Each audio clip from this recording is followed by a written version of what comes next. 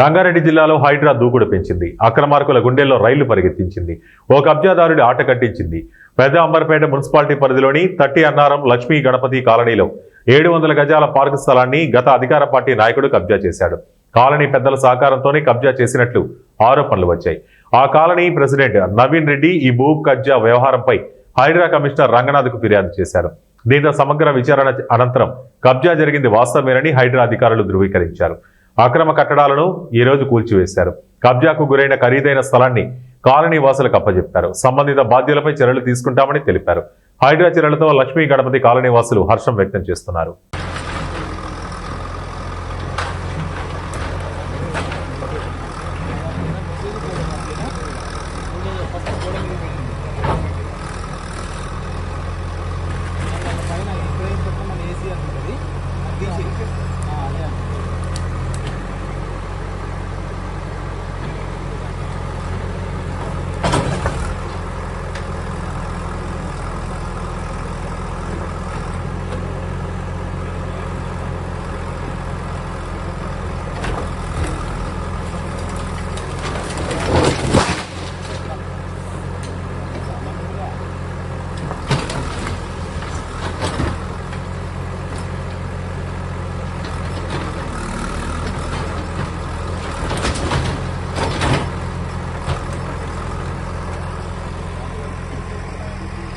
Absent పంపించేసాం.